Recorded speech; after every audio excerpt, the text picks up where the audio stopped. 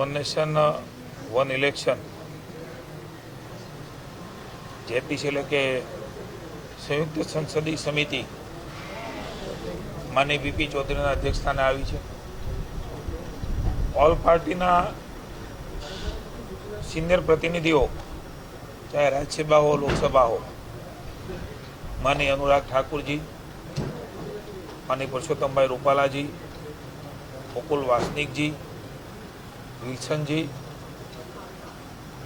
બધા જ લોકો સભ્યશ્રીઓએ ગુજરાતની જેપીસીમાં 3 દિવસ માટે આવ્યા છે. રાજકીય પક્ષો, વિવિધ સંસ્થાઓ, જનતા, અધિકારીશ્રીઓ અલગ અલગ એમને જે નક્કી કરેલી યોજના મુજબ બધા સાથે વિચાર વિમર્શ કરે છે. પ્રશ્નોત્તરી થઈ છે. આજે માનનીય મુખ્યમંત્રી શ્રી ભૂપેન્દ્રભાઈ, નાયબ મુખ્યમંત્રી હર્ષભાઈ, અધ્યક્ષ શ્રી શંકરભાઈ, ઉપાધ્યક્ષ શ્રી અને સરકારના મિનિસ્ટર એટલે કે એક પ્રતિનિધિ મંડળ એમની સાથે પણ વિચાર વિમર્શને ચર્ચાઓ કરી છે. રાજ્ય સરકારે માનનીય ભૂપેન્દ્રભાઈના નેતૃત્વની ચાલતી સરકારે પણ પક્ષ રાખ્યો છે. આપણે સૌ જાણીએ છીએ કે વન નેશન વન ઇલેક્શન એ હવે માત્ર લોકસભામાં કાયદો પસાર કરીને નિર્ણય કરવા માટેનો માત્ર નથી રહ્યો. જનતા જનાર્દનની પણ ડિમાન્ડ અને માંગ એ આપણને સૌને દેખાઈ રહી છે. આપ પણ એના સાક્ષી છો. વારે વારે ઇલેક્શન, કોડ ઓફ કન્ડક્ટ લાગે, વિકાસમાં વિઘ્નો આવે, ગતિરોધ આવે, અને હું તો ચોક્કસ માનું છું અમે અમારો પક્ષ રાખ્યો છે.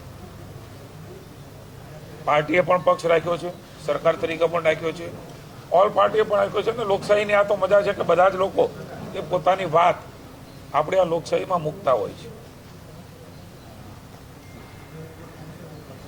કોડ ઓફ કન્ડક્ટ એ કદાચ મહિનો, 2 મહિના, 3 મહિના પૂરતા હોઈ શકે, પણ એ પહેલા ચૂંટણીના પડઘમ લગભગ 1.5-2 વર્ષથી શરૂ થતા હોય છે.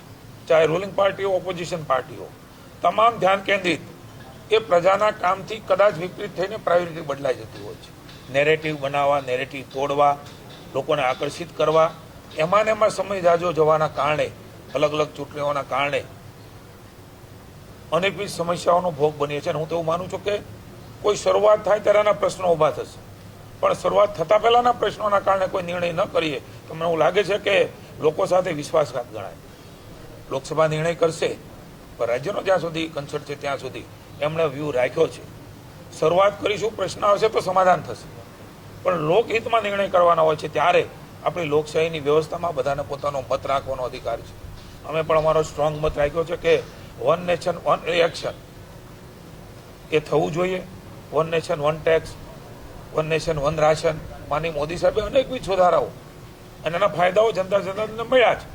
એ પ્રમાણે ચૂંટણી પણ એક સમયે થાય એ ઈચ્છિત છે. ફોર્સની વાત હોય તો ફોર્સ, આપણી ચુનાવ આયોગ, આ બધાની કેપેસિટી એ બિલ્ટઅપ થઈ છે. હું વિનંતી કરું છું, ફોર્સની જરૂર શેના માટે પડે? નિષ્પક્ષ ચૂંટણી થાય, તમામ પાર્ટીઓ સાથે મળીને નક્કી કરે કે નિર્દોષ રીતે પ્રામાણિકતાથી ચૂંટણી થતી હોય છે ત્યારે સામૂહિક રીતે ઓછામાં ઓછી જરૂરિયાત ટેકનોલોજીના માધ્યમથી ઉપયોગની જરૂરિયાત કરીને આ ચૂંટણી સારી રીતે થવી જોઈએ. મહત્વની વાત એ છે કે અત્યાર સુધીમાં 7મું રાજ્ય છે અમારી સામે જ ઓન રેકર્ડ ચૂંટણી સમિતિના સભ્યો છે, કોઈ પણ પાર્ટીનો હોય, મુકુલ વાસનિકજી હોય, વિલ્સનજી હોય, એમણે રાજ્ય સરકારે કરેલું પ્રેઝન્ટેશન અત્યાર સુધીનું બેસ્ટ પ્રેઝન્ટેશન લાગ્યું છે. એમણે અભિનંદન અને આભાર માનીય મુખ્યમંત્રીશ્રીને આપ્યો છે.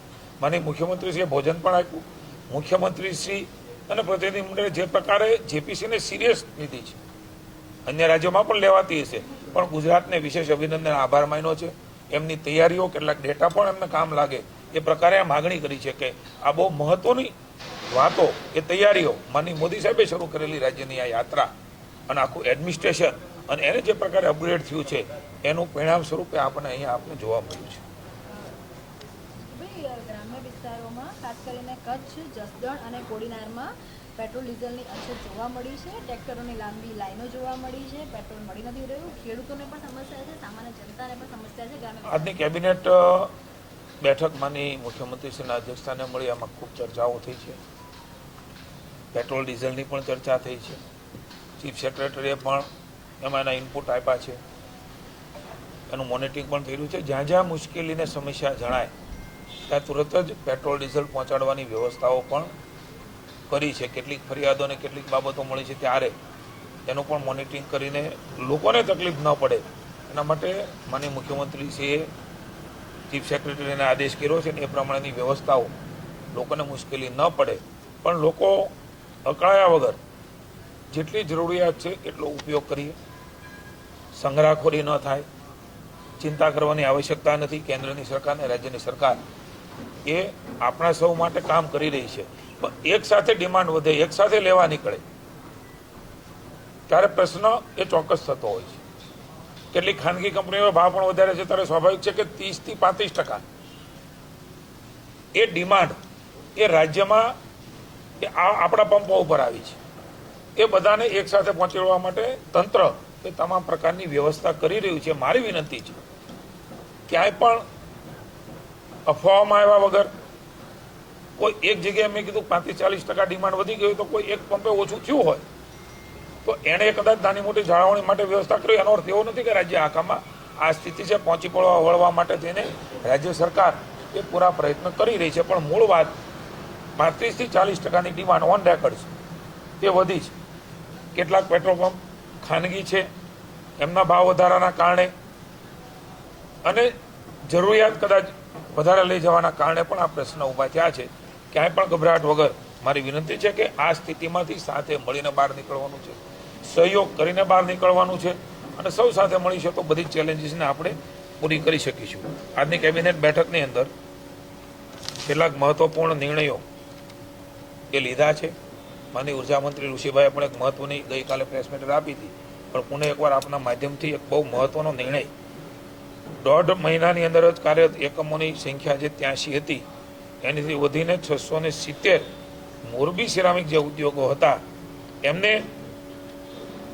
નવો પ્રાણ આપવાનું કામ એ ડીપીએનજી કનેક્શન આપીને 13,000 પુનઃ જોડાણ કરીને 40,000 રહેણાંક હેતુ માટે થઈને ખૂબ મહત્વનો નિર્ણય લીધો છે.